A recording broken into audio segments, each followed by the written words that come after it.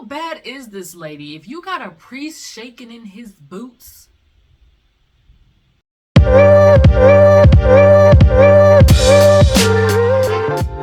Hey guys, welcome back to Chaotic Commentary. If you've been here a while and are enjoying my content, go ahead and hit that subscribe button. Today we're going to be looking at some petty revenge stories. Let's get into it.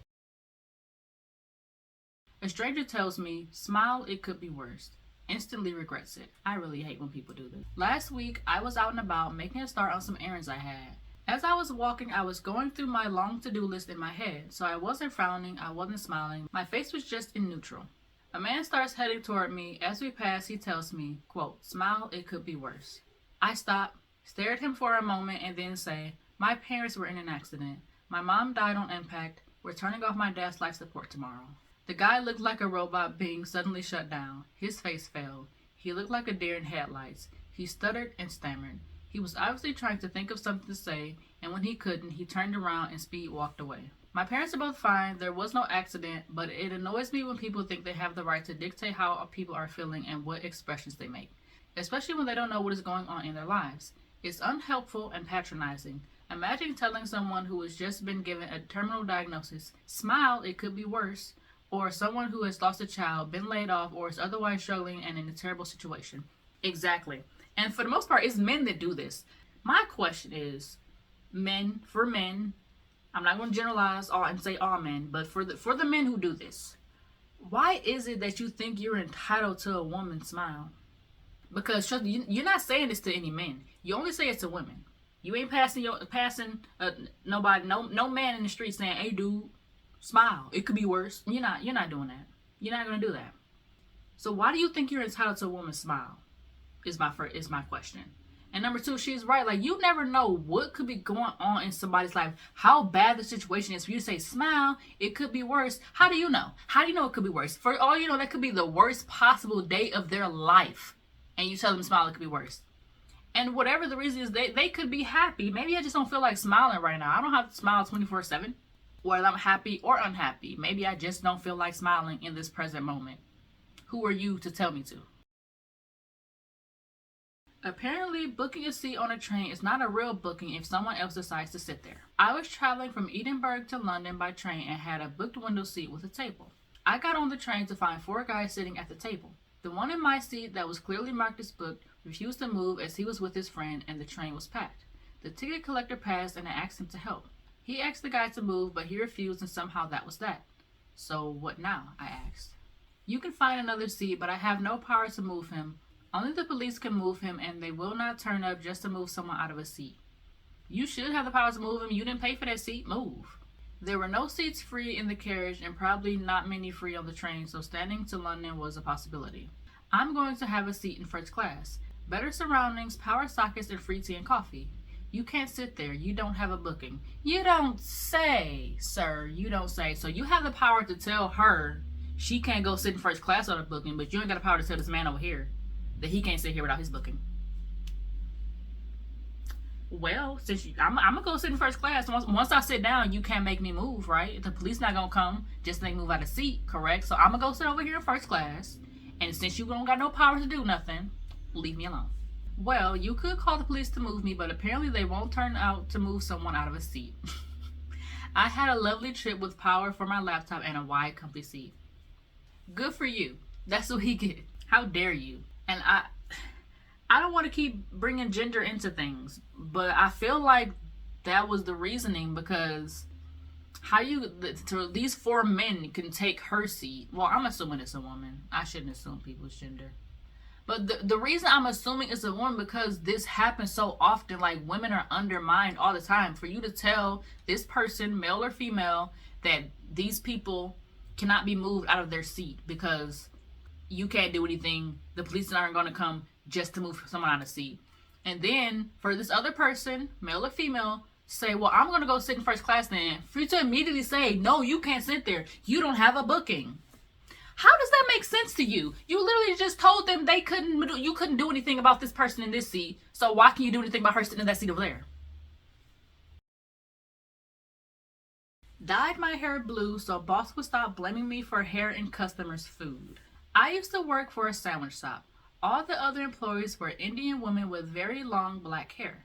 Mine was sort of similar, I suppose, medium length brown, but every time a customer would complain about a long black hair in the food, my boss would immediately blame me without any hesitation or investigation, despite the fact I was the only person who wore my hair up and netted. So one day I dyed my hair blue with the sole purpose of not being blamed for black hair being in the food. You guessed it, it happened. And how huffy and annoyed my boss got when I said it couldn't be my hair because mine is blue was beyond amusing. That is funny. Why are you just blaming this one specific person? Like, everybody has this pretty much the same hair. Why do you think it's her? Explain that to me, sir. My half-sister wanted to show up in a wedding dress to my engagement party, so I changed the party theme so she would fit right in. My half-sister Heather and I never really got along. We both are 24. Well, your daddy was doing something, wasn't he? My father left my mother for her mother, and we were born on the same month, 20 days apart. It has always been weird, right? Okay, so I'm gonna interrupt this for a second. So I have an uncle, and this uncle has very, very many children. And I know at least 3, possibly 4, because he has a set of twins. I think at least 4 of these kids are all the same age. The same age as me. We're all born in the same year. So they were all born in 1990 and all within like 2 months of each other. Like they were either born in between July and August. 4 kids. That's all I'm gonna say. It doesn't help that Heather's mom hates me and my mom. By extension, Heather and I didn't have the best relationship. I hate when it's like that. Like, these kids shouldn't have any type of hatred or animosity toward each other, but because y'all parents want to be petty or whatever, these kids grow up hate each other. And why does Heather's mom hate your mom when she's the one who the husband left the mom for? Where's her hatred coming from, ma'am? You the one who got with a married man and had a child. Audacity. She has always tried to one-up me, even though we both have a similar economic background. I can give examples of this, but for the sake of the word limit, won't write them here. So, now my fiance and I got engaged last month, and our engagement party is this Saturday. We had planned it originally as a casual formal event. Nice dresses, but not I'm going to a Met Gala ball nice. More like we're going to a good restaurant nice. Anyway, my cousin hits me up saying she has to show me something. It was the picture of the dress Heather was going to wear. Edit. This is what the dress looked like approximately. It was a bit shorter and a bit less puffy. The rest was almost identical. That is really pretty. Ooh. This is a really pretty dress. I'm not sure if I've ever seen like a gold and white wedding dress, but that's really pretty. Anyway, this dress. Jesus Christ. It can only be described as opulent. It was long and white, strapless with sewn in crystals and gold accents. I'm pretty sure it's a wedding dress, but it can't be 100%. This made me really mad, so I decided, fuck that. I started texting people telling them that there had been a change of plans, and instead of casual formal, I decided to make a costume party. My mother's side is crazy for Halloween, so they were immediately on board. I told my father via text and asked him to relay the message to Heather and her mother, knowing full well that he would forget or leave it to the last minute. Saturday comes along, guests start showing up, most of them in costumes. Some didn't have time to get one, we just provided them with fun hats and cheap wigs. That's actually a really cute idea, especially if like it's around Halloween. A costume party is a really cute idea for an engagement party. It might even be a good idea for a wedding. Like, I'm not saying I would ever do this, but if you were like that into Halloween, like a Halloween themed wedding where everybody dressed up in costumes would be really fun. Heather, my dad, and her mother came like 1 hour late. As soon as she notices that everyone was either wearing elaborate costumes or weird accessories and she didn't stand out, she lost it.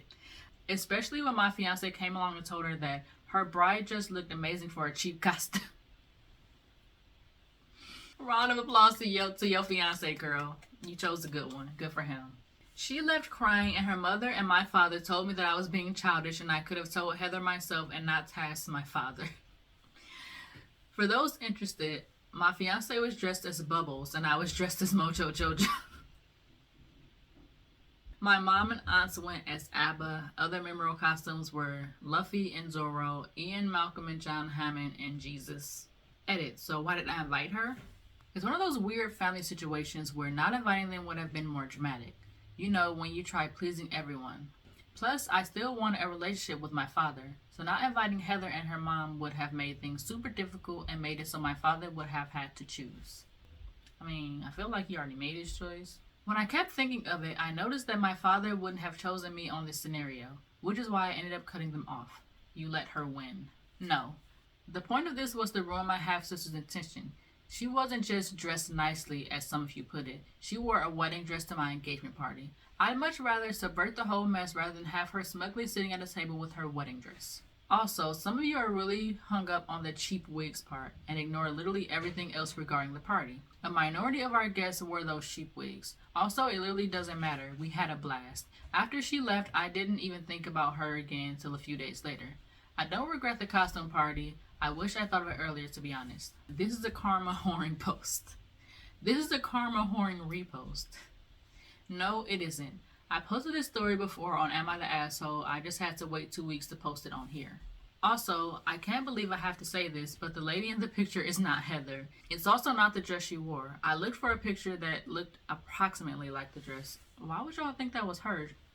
She literally described what the dress looked like and said it was different. So, you said you posted this on Am I the Asshole before. No, you're not the asshole, and I love this petty revenge because that's what she get. Why are you trying to wear a bridal gown to someone's engagement party, for one? But another thing I don't like is the fact that y'all are sisters and y'all could have been really good friends and sisters if not for the animosity between parents. I still don't understand how is Heather's mom mad at your mom? I never want to say somebody stole somebody because I don't believe a person can be stolen, but for the intents of what I'm trying to get at, you stole her husband. What you mad at her for? Neighbor took my parking spot after I shoveled. I poured water in his windshield. It was a cold winter day. 8 inches of snow had fallen the night before, and the wind chill made it feel as if it were in the negatives, Fahrenheit. I drive an all-wheel drive SUV, and I have no issues getting out. My wife, on the other hand, drives a Prius, which slides with the smallest amount of moisture on the road. My car was down at the time, so we had to take my wife's car. I spent 45 minutes in the freezing cold shoveling that car out so we could get to the store. We were gone for an hour, and when we came back, our neighbor had taken the spot I had shoveled. Our apartment complex doesn't have assigned parking, but in the winter, it's understood that if you shovel the spot, it's yours. So when I saw his car in the spot I had just shoveled, I was pretty pissed. I went inside and filled 2-gallon jugs of water, went back out and poured them on his windshield, rinse and repeat. I must have poured about 10 gallons of water on his car. Being how cold it was already freezing by the time I poured the last gallon on it. It sat like that overnight. The next morning, I got to watch as he helplessly tried to scrape all the layers of ice off his windshield. Don't take my goddamn parking spot. Alright, so there's an edit. You guys need to chill. This isn't r/am I the asshole. I'm not looking for judgment because I already know I'm an asshole. The point of this sub is to tell stories of petty revenge. I say I was being pretty damn petty. Edit 2. Sorry, I find it so funny people telling me how I committed vandalism. No damage was done except for wasting like 5 to 10 minutes of his time. Ever hear of freezing rain? It does the same thing I did to his car. Never does any damage. This is also many years ago and the cops haven't come to arrest me yet. I think I'm good. Okay, so this isn't an Am I the Asshole? But yeah, I think this would be probably another Everybody Sucks because why would you take somebody else's parking spot? You say you spent 45 minutes shoveling it and you just gonna come steal his parking spot? You deserve some sort of petty revenge. I would have just I was gonna say I would have just pushed snow all up against his car so he would have to reshovel it, but that's just extra work for me to do, so I don't know. 2 wrongs don't make a right, but sometimes it's funny. No, I won't vacate my seat halfway through my meal when I was here first. Petty revenge in progress. I've come to a cafe near my office for lunch, and the only space they had to sit was at the end of a communal table. No problem. I sat at the very end of the table, leaving 3 other spaces. I ordered my lunch and sat there minding my own business. A couple of women arrived soon after, and asked politely if they could sit at 2 of the free spaces next to me. No problem. Then, when I was just starting to eat my lunch, 2 other people arrived to join them. There was only 1 other free seat left, so what did they do? Yep, asked me to move somewhere else. The cafe is full, I'm in the middle of my meal, and I was here before them. I politely refused. Now they're carrying on about how selfish I'm being, taking up an entire communal table when I'm only one person. They're watching me eat, willing me to finish and leave. Fuck 'em. Once I finish eating, I'm ordering a coffee, linger over it, and then order a slice of cake. As you should. How are you just gonna... Entitled people, how do you expect someone to just move from their seat while they're eating their lunch when you looking around this restaurant and you see ain't no more seats? You either gonna wait or go somewhere else.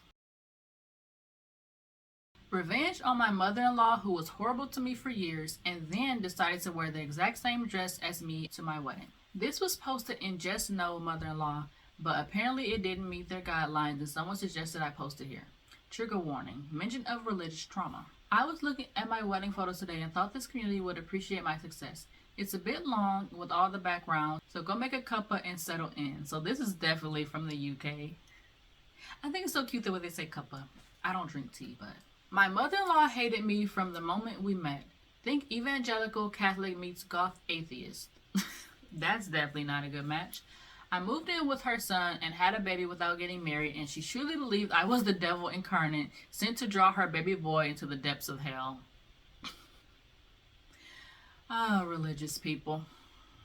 There follow years of petty microaggressions, a constant barrage of manipulation and guilt tripping, and doing things like offering to watch the kids, then pulling up a half hour before, or buying the kids a puppy when we expressly said no, then blaming us when we had to take the poor thing back. She pushed over my motorbike, turned up at my work, tried to rearrange the furniture in our house, and constantly talked about God and Jesus in front of the kids and told them they were going to hell because they weren't baptized.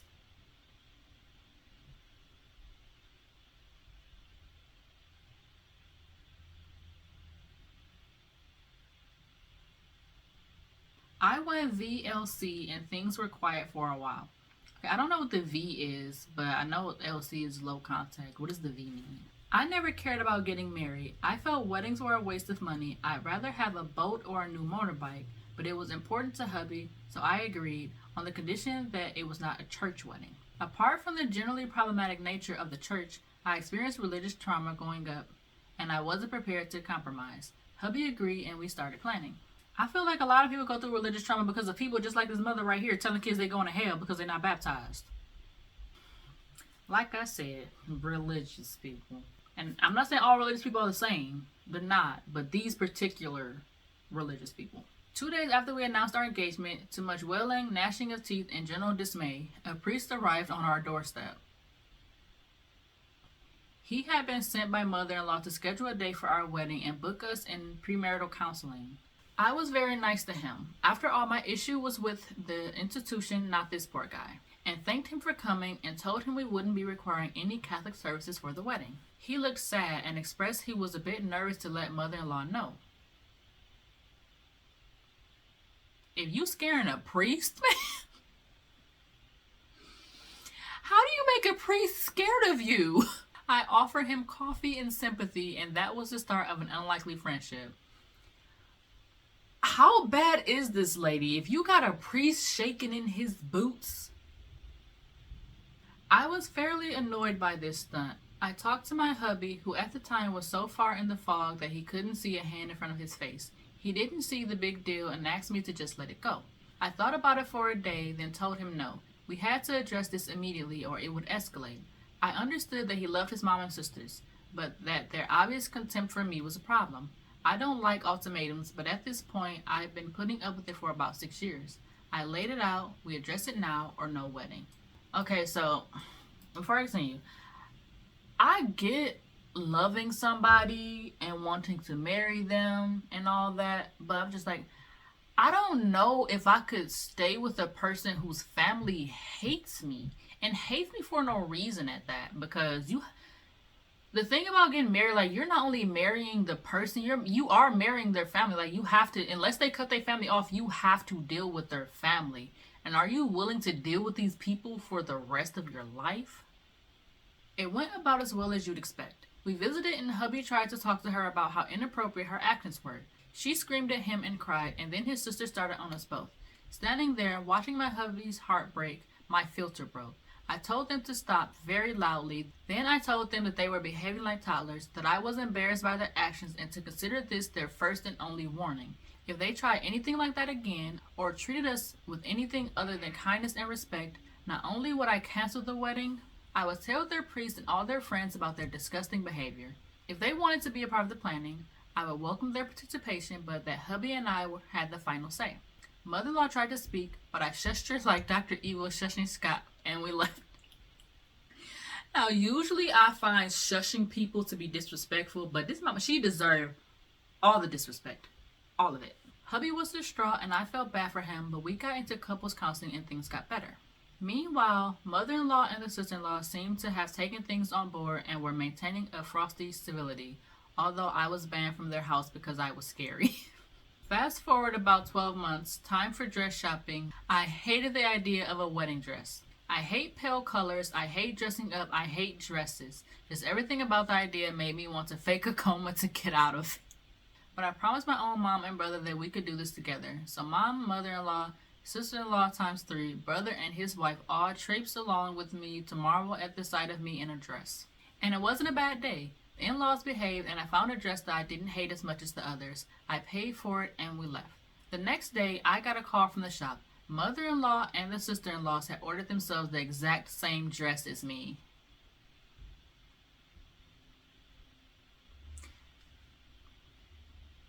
Why are mother-in-laws like this? And you really only hear about mother-in-laws being problematic. You don't really hear about father-in-laws being this way.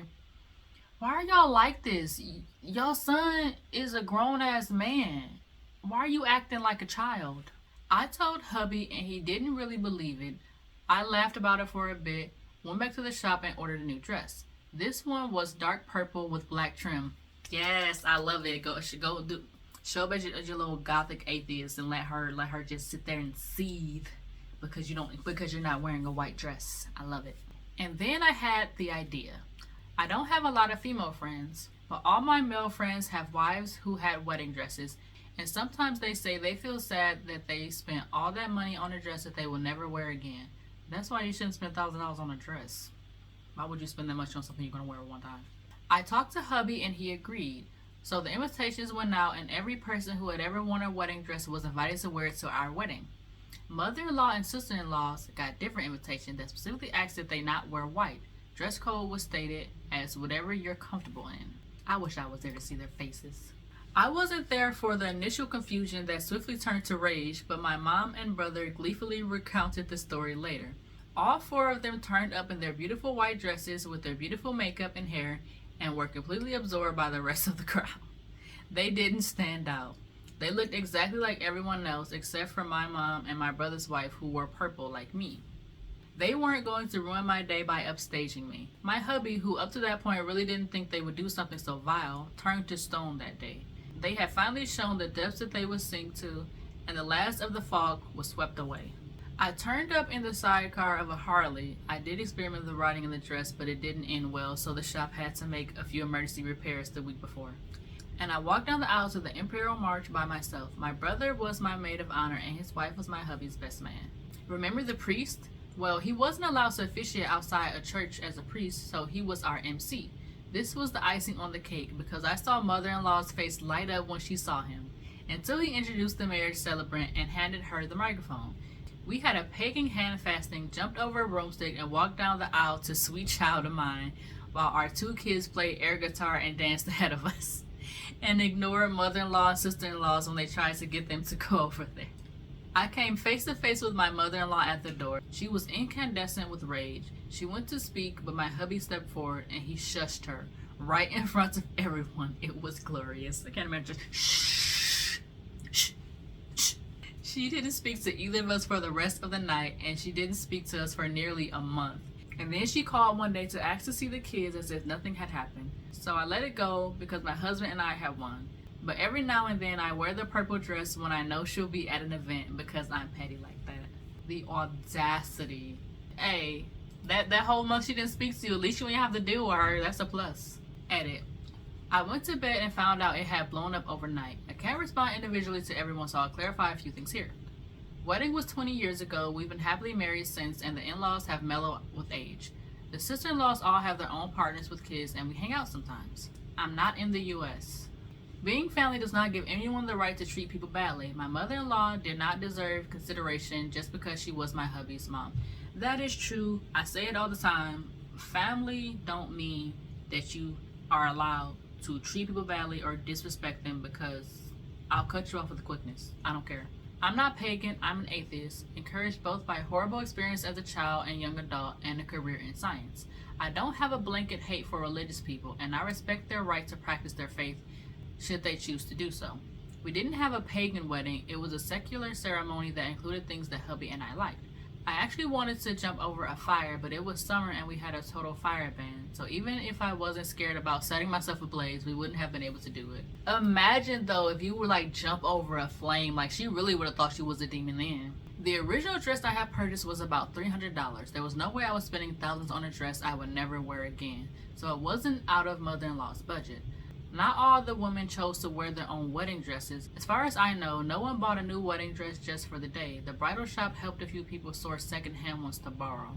Okay, I agree with I'm glad you're dressed on $300 because I do not understand.